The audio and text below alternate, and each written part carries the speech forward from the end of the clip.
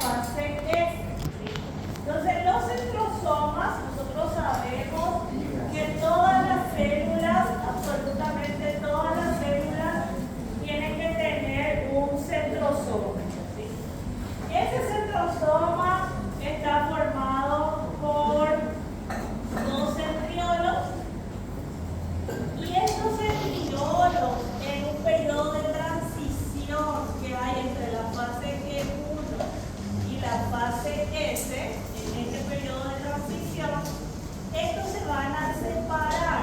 Yo voy a tener uno de un lado, otro del otro, y estos van a generar en ese periodo dos nuevos centriolos a partir de esa división que ocurrió, para que yo pueda tener dos centrosomas de donde van a nacer esas fibras cimetocóricas, esas fibras polares y esas fibras astrales, para que cuando aparezcan las dos fibras. Si no pasa una cosa, pasa otra. Para que cuando aparezcan las dos nuevas células hijas, cada una tenga su propio centrosoma para que nazca el citoesqueleto. ¿Sí? Entonces, ese sería el ciclo del centrosoma. Y ya sabemos que tenemos nuestro cromosoma. El cromosoma tiene este centrómero, y que el centrómero en la capa externa tiene un cinetocoro.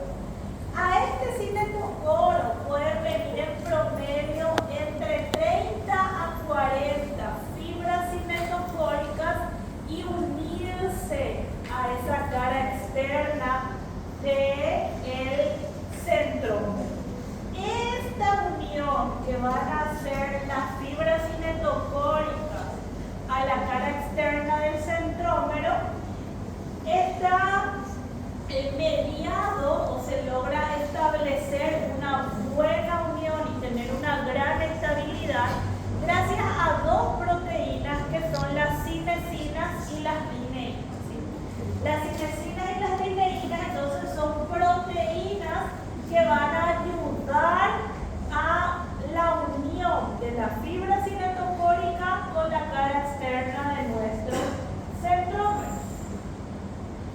Y gracias al dinamismo que tiene nuestro uso mitótico, que tiene toda esta estructura que hablamos de armazón proteico, es que en nuestra anafase se empieza a dar el movimiento de nuestros cromosomas. En nuestra anafase, gracias a la estructura dinámica que es el uso mitótico, se van a empezar a separar y a despolimerizar esas fibras cinetocóricas. Chicos, cada periodo de la mitosis, va a tener también un proceso específico que esté vinculado al uso mitótico. Durante la profase ocurre la migración de los centrosomas y finaliza con la formación del uso mitótico. Durante la prometafase, nuestro uso mitótico invade al núcleo y eso hace que el núcleo desaparezca. Durante la metafase, hace que mis cromosomas se mantengan inmóviles. Eso es lo que pasa en la metafase. Mantiene a los cromosomas inmóviles en la fase del ecuador, bien alineados. Y en la anafase y en la telofase se da la polimerización, el agrandamiento de las fibras polares y la despolimerización de las fibras cimetocóricas. Durante la anafase, donde ocurre el mayor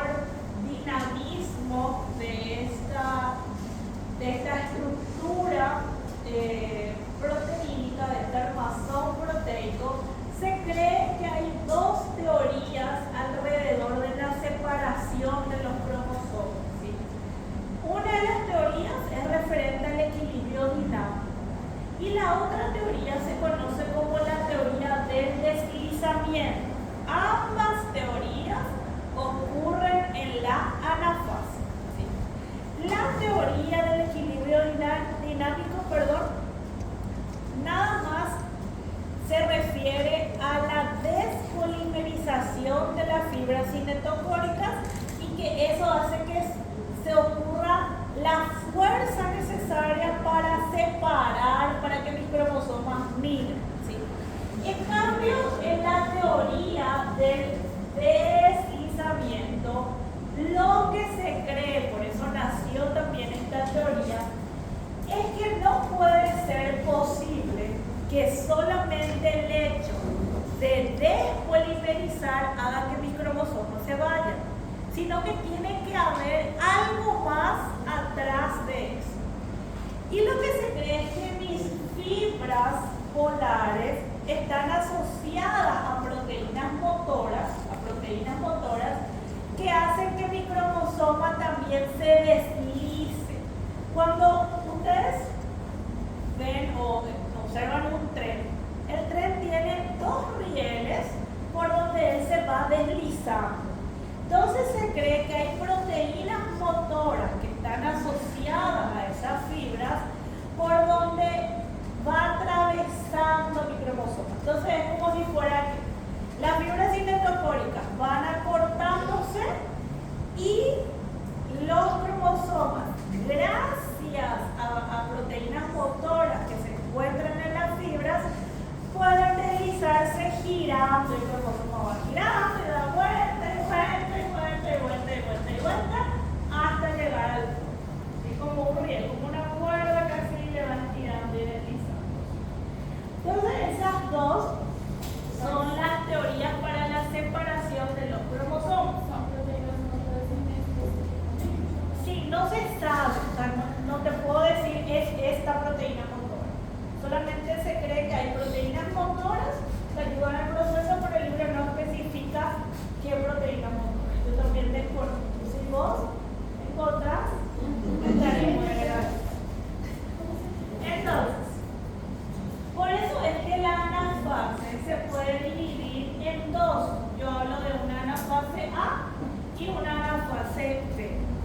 La anafase A es solamente vinculado al acortamiento de las fibras cinetocóricas, nada más.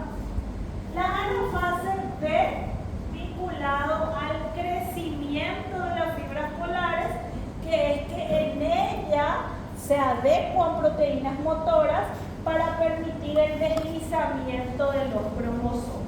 Entonces, anafase A, equilibrio dinámico, la teoría del equilibrio, y anafase B, la teoría del deslizamiento. ¿Sí? Y de esa manera se logra dividir. Porque lo que se cree es que porque acuérdense chicos, que cuando ocurre la despolimerización, muy rápido la fibra se corta. Entonces, no me daría el tiempo, porque acuérdense que mis cromosomas, cada uno tiene una densidad diferente, pero la despolimerización sí es toda junta. Y mi cromosoma 1 tal vez llegue más tarde que el cromosoma 21, que es más chico, que es menos denso. Entonces tiene que haber algo más que haga que todo pueda llegar. Por eso hablamos de esa teoría del deslizamiento. ¿Sí? Bueno, y ya sabemos que la carioteca se tiene que reconstituir durante la telofase, y esa reconstitución se da gracias a que las vesículas llegan a los polos opuestos y rodean el material genético. Por ese motivo es que durante la mitosis, nuestra producción proteica disminuye. ¿Sí? Y durante la mitosis no se forma ARN. ¿Por qué durante la mitosis no se da la transcripción? ¿Cómo se encuentran mis cromosomas durante la mitosis? ¿Qué va a pasar? Los cromosomas se van, ellos se empiezan a condensar en la profase. Y si eso se empieza a condensar, cada vez va a volverse más denso, más heterocromático, y por ende va a estar transcripcionalmente inactivo. ¿Sí? Y si está transcripcionalmente inactivo, mi ARN no se va a sintetizar, pero la producción proteica también va a disminuir, porque al no tener más producción de ARN mensajero, de ARN transferente, de ARN ribosómico, también yo voy perdiendo, disminuyendo la producción proteica. Pero la producción proteica sí ocurre en menor proporción, pero sigue ocurriendo. Porque acuérdense que yo necesito que ella ocurra para que se forme el uso mitótico, para formar diferentes proteínas motoras que van a ayudar a que vaya ocurriendo los procesos de mitosis. ¿Sí? Y en la telofase es donde esos procesos vuelven a recuperarse. ¿Y por qué se recuperan esos procesos en la telofase? ¿Qué se restablece en la telofase? El núcleo y los nucleolos. Entonces, si yo tengo otra vez nucleolos, voy a volver a tener ARN ribosómico, voy a obtener otra vez la maquinaria para hacer la producción proteica. Eso es preguntísima, pero mega preguntísima de razonamiento en el examen. ¿Qué van a hacer? Sí.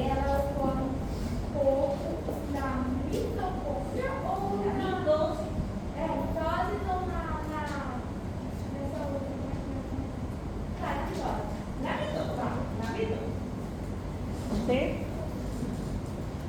Bueno, chicos, hace rato estábamos conversando acá con estas niñas y solamente para aclarar, si yo les dije, ¿verdad? Que durante la división celular lo que se empaqueta son el sistema endomembranoso, claramente no hay manera de que yo pueda reproducir retículo endoplasmático rugoso, que yo reproduzca retículo endoplasmático liso, sino lo que yo hago es empaquetar y ir haciendo distribuciones también de las mitocondrias, del aparato de Golgi. Por eso es que en cada proceso de división celular también las reacciones metabólicas pueden ir disminuyendo. Por eso a medida que uno va envejeciendo y van ocurriendo cada vez más mitosis, también baja las reacciones bioquímicas, las reacciones metabólicas, ¿sí? Y yo puedo ir teniendo la distribución de mitocondrias en algunas células más y en otras células menos. Depende del grado de mitosis que ya ha tenido esa célula. Por eso las mitocondrias, yo no tengo 10 mitocondrias en todas las células. En algunas voy a tener más y en algunas voy a tener menos, de acuerdo al grado de mitosis que vaya ocurriendo. Por eso envejecemos, lastimosamente. El problema de todo es que somos seres multicelulares. Si fuéramos unicelulares, pero no podríamos existir. Bueno, entonces, aparte del cuerpo de Fleming, que yo les dije que ese cuerpo de Fleming se forma gracias al remanente que queda de las fibras polares, y este cuerpo de Fleming está por dentro de la célula que va agrandándose, se forma un anillo contráctil. Este anillo contráctil está por debajo de la membrana.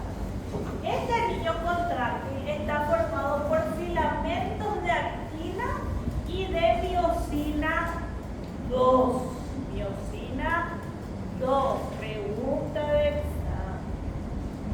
2. El filamento está formado por filamentos de actina y miosina 2. El filamento de actina es el que va a girar, el que va a dar vuelta debajo de mi membrana plasmática y da 20 vueltas para que la miosina 2 pueda caminar sobre ese filamento de actina e ir separando. Es como el funcionamiento del sarcómero. ¿Se acuerdan que estaban los filamentos y la miosina haciendo y moviendo y haciendo esto, ¿sí? Entonces nosotros vamos a tener ese enrollamiento, ¿sí?, de los filamentos de actina por debajo de la membrana plasmática. Y esto lo que va a hacer es que en la telofase cada vez más se pueda ir dando la partición del citoplasma. El anillo contráctil junto con el cuerpo de Fleming van a evitar que se pierda material citoplasmático. Porque si yo estoy cada vez más apretando algo, tensionando algo, se podría perder algún resto, se podría perder alguna vesícula, algún material citoplasmático. Entonces eso me está ayudando a sostener y a poder cerrar de vuelta esa membrana plasmática, ¿sí?, y unir todos los fosfolípidos y poder establecer las dos nuevas células hijas. Y así es como podemos volver a establecer y concluye esta citocinesis, donde aquí, esto que está acá sería nuestro anillo contráctil, que va a permitir la completa separación de las dos nuevas células hijas. ¿Sí? Y acá está el anillo que les decía, que da 20 vueltas debajo de la membrana plasmática, y la miosina 2 es la que va a hacer que esto se vaya estirando y se vaya moviendo y se va a deslizar. Ok, ahora vamos a hablar de los mecanismos involucrados que van a controlar a este ciclo. Nosotros cuando hablamos de comunicación y señalización celular, habíamos hablado de que hay diferentes moléculas o diferentes sustancias que pueden inducir ciertas respuestas fisiológicas. Una de las respuestas fisiológicas que se da gracias a los procesos de comunicación y señalización celular es claramente que ocurre la mitosis. Y eso es una respuesta fisiológica. Esto puede ocurrir porque mi célula ya cumplió con su función y tiene una muerte celular programada, como cuando hablamos de los eritrocitos. O también puede ocurrir cuando se tiene que reparar alguna herida. Si yo tengo un corte, si se genera una herida, ya sea por traumática, en el caso de algún corte, o una herida en la membrana a consecuencia de algún microorganismo, eso va a ser una señal de que hay una respuesta inflamatoria y que nosotros tenemos que ayudar a regenerar esa célula que está siendo dañada. Y hay mecanismos que van a estar vinculados a mecanismos especiales que van a coordinar esa mitosis. Y esas son conocidas como dos proteínas que se conocen como las ciclinas y las quinasas dependientes de ciclinas. Las ciclinas llevan ese nombre porque ellas son las que pueden ir subiendo y bajando su concentración. Las ciclinas son las que pueden subir y bajar su concentración. Y las quinasas dependientes de ciclinas, ellas no suben y bajan su concentración. Ellas mantienen su concentración constante. ¿Sí? Las quinasas se mantienen constantes. Las quinasas solamente se van a activar cuando las ciclinas alcanzaron su umbral de concentración. Todos ustedes saben lo que es umbral de concentración, ¿verdad? Bueno. Entonces, cuando las ciclinas alcanzan su umbral de concentración, se van a activar las quinasas. Y las quinasas se van a activar para, ¿qué cosa?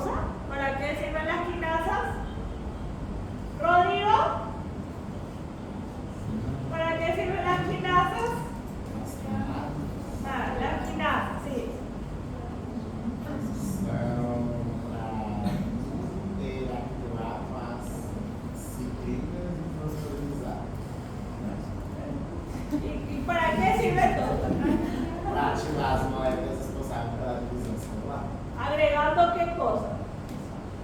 ¿Cuál es la función de las quinasas? Vimos en señalización y comunicación celular. Agregar un fosfato, pero era Rodrigo el que tenía que responder y estar atento.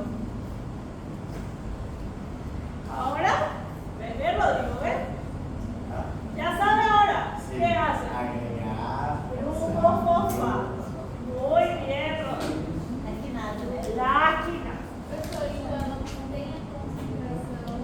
Ella mantiene la concentración y solamente se activa gracias a las ciclinas. Las ciclinas, por eso ellas se llaman quinasas dependientes de ciclinas. Ellas van a depender de que las ciclinas lleguen a este umbral de concentración. ¿Sí? Y las ciclinas van a empezar a aumentar su concentración, van a empezar a llegar a este umbral en la fase G1, al finalizar G1, la ciclina llega a su umbral de concentración. Una ciclina. Otra ciclina va a llegar a su umbral de concentración también cuando finaliza G2. En esta, cuando finaliza G1, la que llega a su umbral de concentración es la ciclina que se llama justamente G1.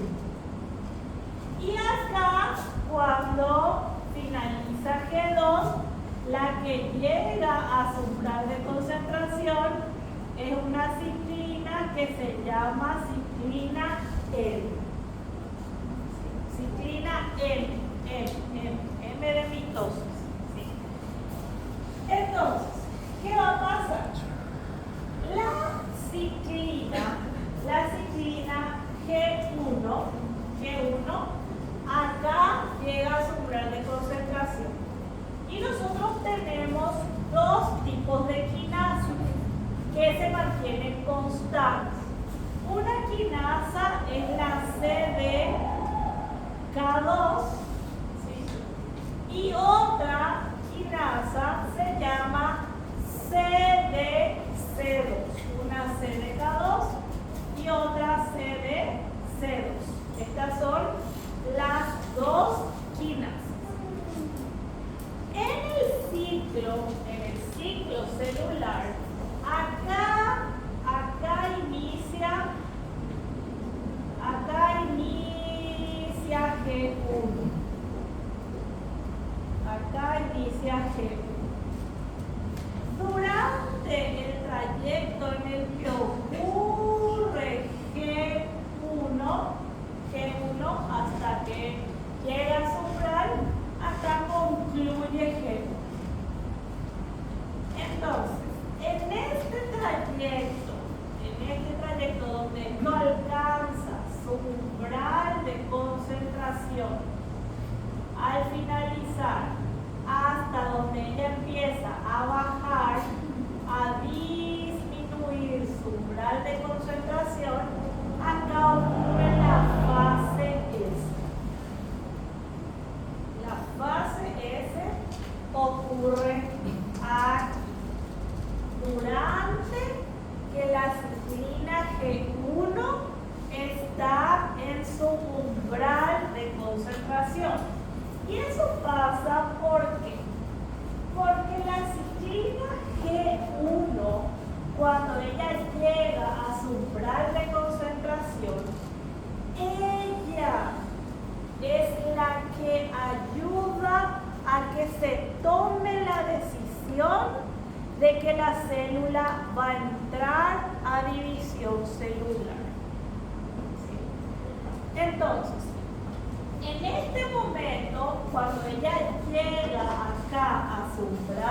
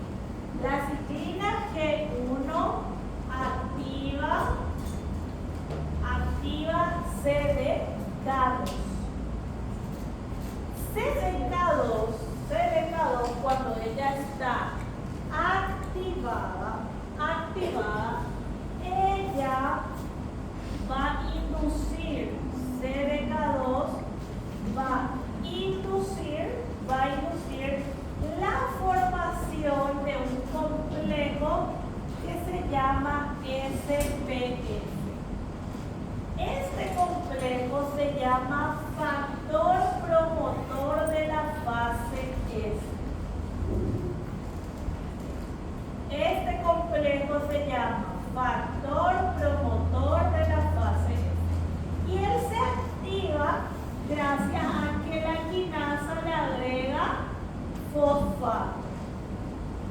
¿Y qué va a hacer este complejo promotor de la fase S? Va a hacer que se induzcan, nosotros tenemos nuestro cromosoma. El cromosoma tiene acá un centrómero. El cromosoma tiene varios puntos. ¿Qué varios puntos forman qué cosa, chicos? Había tres cosas importantes para la replicación. Orígenes de replicación.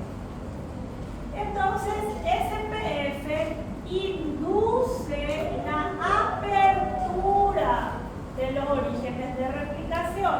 SPF va a hacer que estos orígenes de replicación se abran. ¿Sí? Y de esta manera se pueda iniciar la replicación del material genético. Entonces, el umbral de concentración de la ciclina G1 activa a CDK2. CDK2 fosforila al complejo factor promotor de la fase S.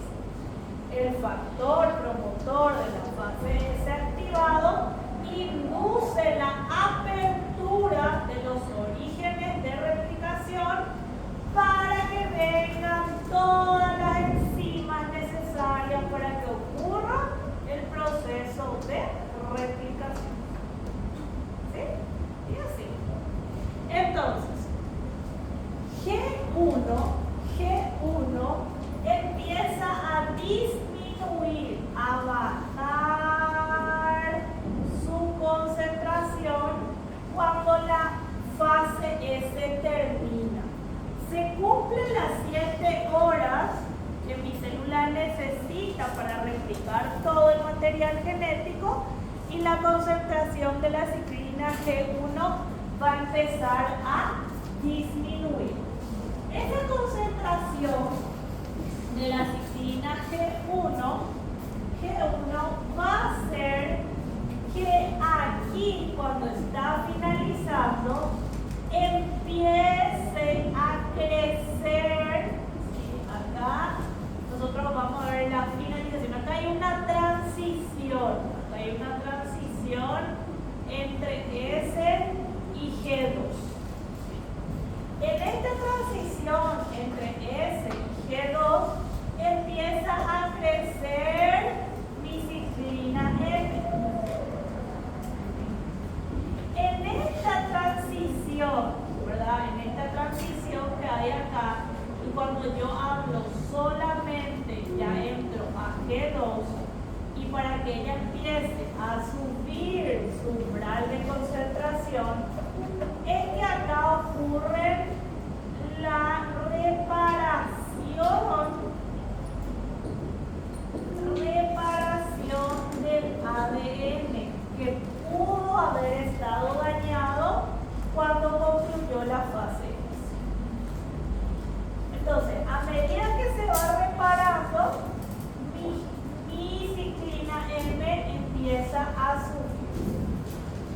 Para que en este periodo, aquí entre G2 y M, se llegue a ese umbral de concentración, donde esta ciclina M, cuando llega acá a este umbral de concentración, la ciclina M va a activar a CDC2.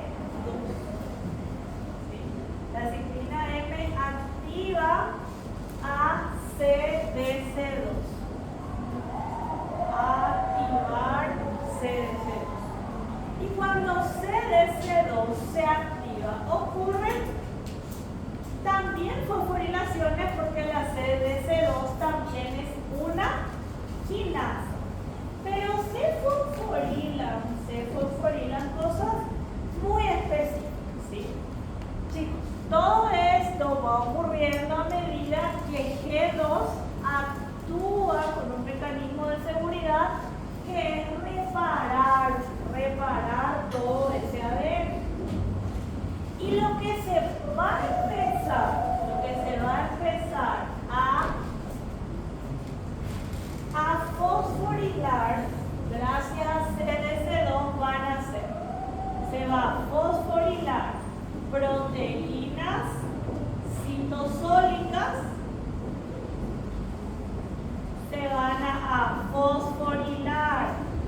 proteínas nucleares se van a fosforilar laminofilamentos y se va a fosforilar una proteína sumamente importante que es la H1. Y la H1 se va a fosforilar para que ella se una conmigo. Logro pensar para que ella se una con mayor fuerza al nucleosoma. Y ahí tengamos nuestro cromatosoma. Y ahí llegue la condensina, la ADN espaciador y se empiece a rodear, porque eso va a empezar a ocurrir en nuestra profase. En la profase, mi ADN tiene que empezar a condensarse. ¿Vieron cómo todo en biología está así perfectamente? No hay algo más hermoso que esta materia, ¿verdad? Sí. Bueno, ¿pueden prender la luz para sacarle fotos? Y Alexa se fue. ¿Cuántos son? Bueno, mi Alexa se fue. Bueno, yo creo que voy a tener que empezar a hacer una segunda llamada, porque varias personas han desaparecido. Eu acho que deve dar ponto para quem fica. Voy a dar media presencia antes del receso y media presencia después del receso. Não, ponto. ¿Ah? Porque se me antoja. Y porque biología mando, yo. Sí, sencillamente. ¿Verdad, Aurelio? En biología no hay una democracia. En biología la autoridad, ¿acaso yo no? ¿Verdad? Por eso le estoy controlando a usted. ¿Y usted mejor? Bueno, entonces, ¿pero ustedes están de acuerdo? Ok, chicos. Si claramente la profase empieza el grado de condensación gracias a que se colocó esta H1, también va a pasar algo importante. Mi ciclina M tiene que empezar a bajar su concentración, ¿sí? A volver a disminuir. La ciclina M solo se mantiene en este umbral de concentración elevado hasta, o sea, acá ella se va a mantener en ese umbral hasta la metafase. Hasta la metafase. Después de la metafase, ella va a empezar a bajar su concentración. ¿Y por qué? Ana Luisa, usted que hoy está una luz.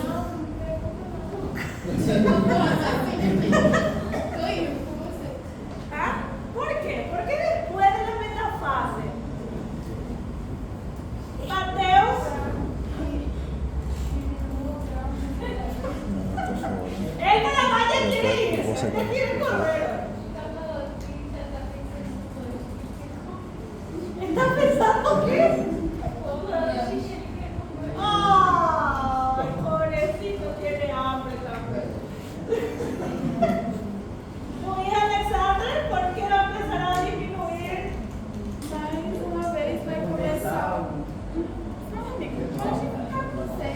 Dale. Hoy todavía no me respondió una sola cosa que pregunté.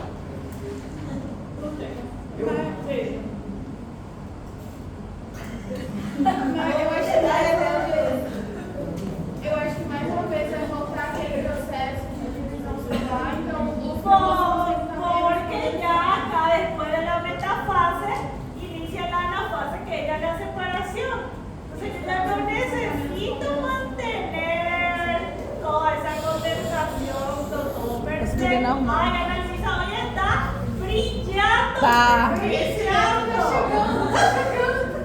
Hoy, si hubiera otra trivia, usted. Aí outra, deixa com ele. Deixa Ah, pues dejamos con el Alexander como la trivia.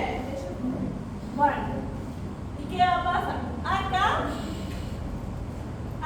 entonces la metafase, después de la metafase, empieza nuestra anafase. Aquí, en este periodo, va a aparecer, chicos, este ya lo pinta. Aquí va a aparecer otra ciclina que se llama APCC. Entonces aquí va a aparecer una ciclina que se llama APCC. Esta ciclina inicia durante la anafase para poder disminuir la producción de la ciclina N. Entonces, esta APC barra C es una ciclina que va a ayudar a que se empiece a disminuir. ¿Sí? Esta ciclina APC-C realmente es un complejo, él se llama complejo promotor de la anafase barra ciclosoma. ¿Sí? Él es complejo promotor de la anafase barra ciclosoma. ¿Sí? Porque el ciclosoma sería la ciclina del complejo promotor de la anafase. ¿Sí? Entonces, esto se llama complejo promotor de la anafase barra ciclosoma, porque ya va a empezar a disminuir a la ciclina M para activar a ese complejo promotor de la anafase. Y claramente todo esto tiene consecuencias durante las fosforilaciones. Hay consecuencias, ¿sí? ¿Y Alexa nueva? Bueno, entonces, las consecuencias de esta fosforilación del factor promotor de la mitosis, primero que todo es generar mitosis. Pero, o sea, todo esto, chicos, la fosforilación de todo esto es conocido como MPF, factor promotor de la mitosis. Entonces, consecuencia de la fosforilación de esas proteínas citosólicas, nucleares, laminofilamentos, es que se empiece a desintegrar mi citoesqueleto, que ocurre en la profase, para que se pierda el contacto con las células vecinas, se desarma completamente mi citoesqueleto y se forma el uso mitótico. También se va a disgregar ya mi lámina nuclear porque yo fosforilé los laminofilamentos y se modifica la asociación de la H1. Se modifica la asociación de la H1 con mi cromosoma, ¿sí? Para que eso pueda inducir el grado de enrollamiento de mi cromatina. ¿Sí? ¿Vieron cómo todo es tan perfecto? Todo está calculado. Ahora esperen porque mi computadora se está agotando, pero no se puede agotar todavía. Ya está. Ok, ahora vamos a ver. ¡Ay, por Dios!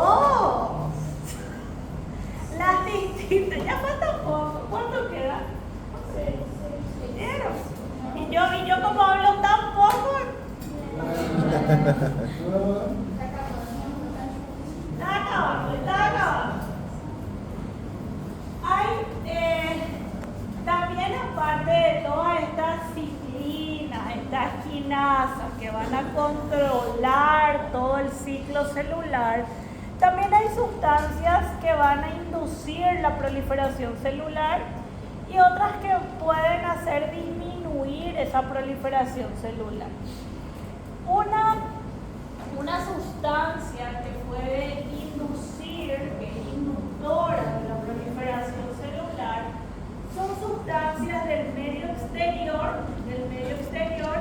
que van a llegar por distintos tipos de señalización. Nosotros podemos tener que lleguen señalizaciones parácrinas, señalizaciones autócrinas, señalizaciones endócrinas, ¿sí? En el caso de moléculas inductoras que se encuentran, vamos a hablar de la somatomedina. ¿Qué es la somatomedina?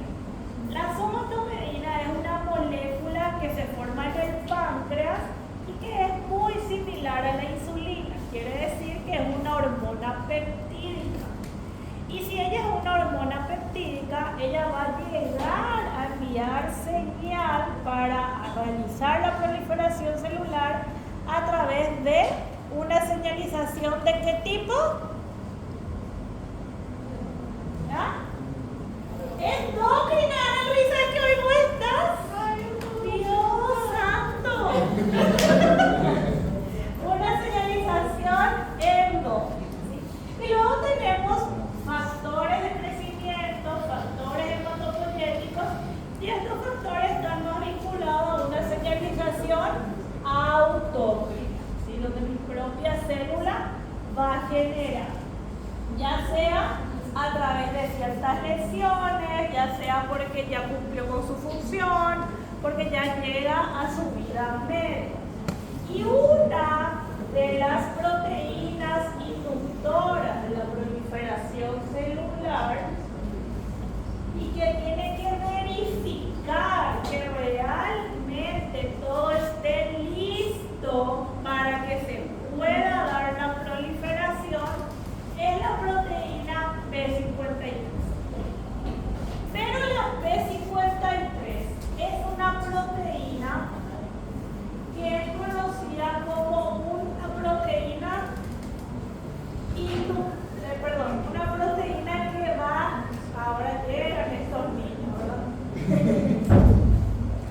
Una proteína que va a promover la expresión de otras proteínas. La proteína P53 tiene una función muy específica en la fase G1, que ella va a hacer en la fase G1.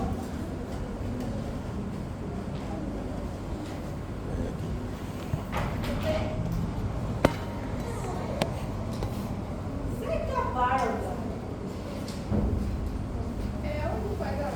Y bueno, ella presente. Ahí mi querida Alexa nueva.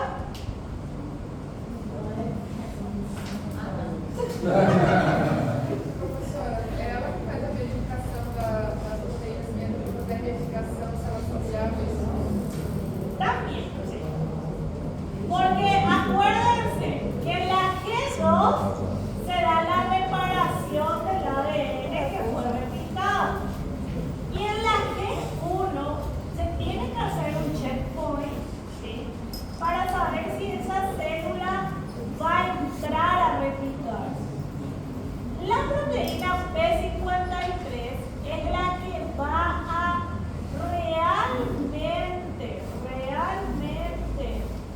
verificar todo y que no haya en ese material genético muchas mutaciones que sean causantes de algún daño. ¿Y qué va a hacer la P53? La P53 es conocida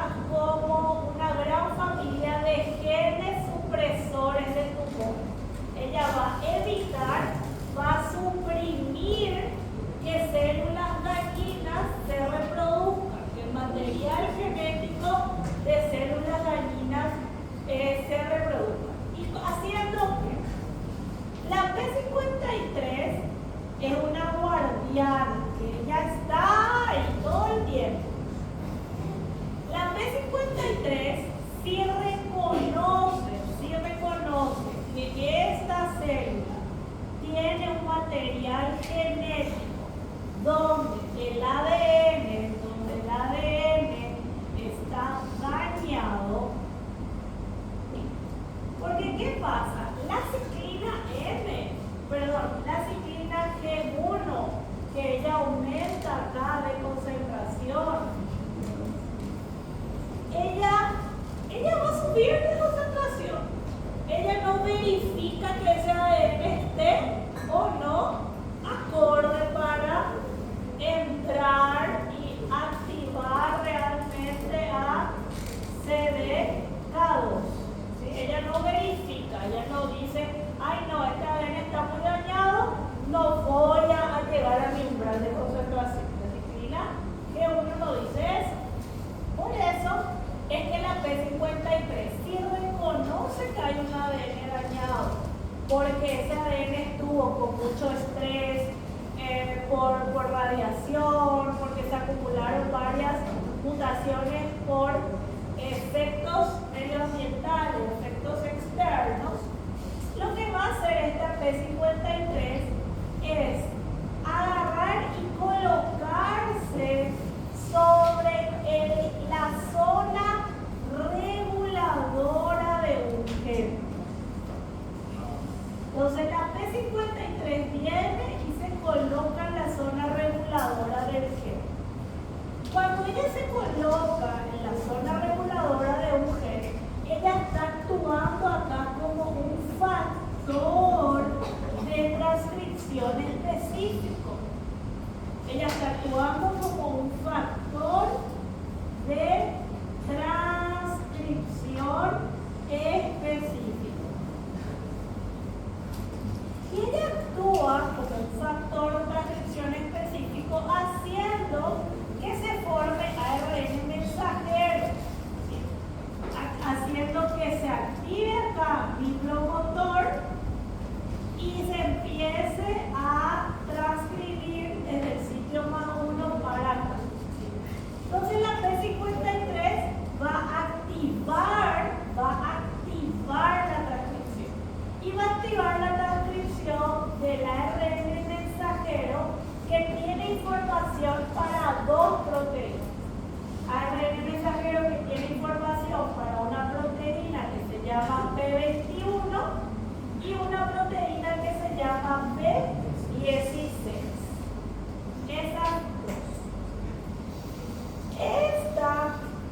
Cuando se forma esta P21 y esta P16, ellas van a venir y van a inactivar a CDK2. ¿Sí?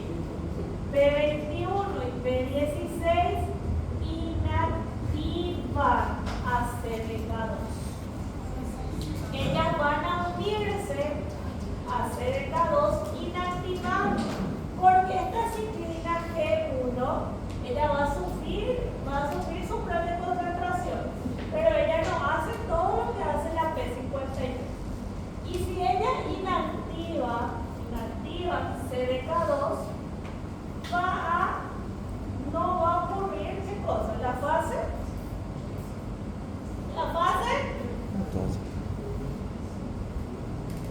S. Entonces se inactiva CDK2 y la fase S no ocurre. Y de esa manera no se va a replicar ADN dañado. ¿Quiere echar usted entendió? A parte, depois que ela passa por transcrição, para a parte do ARN. Acá, este es un gen, esta es la estructura del gen que nosotros vimos la semana pasada. ¿Sí? Y este gen tiene su zona reguladora. En esta zona reguladora va a venir y se va a unir la P53 actuando como un factor de transcripción activador de este ARN mensajero. Y este ARN mensajero me va a generar la P21 y la P16 que son proteínas. Chicos, y la P21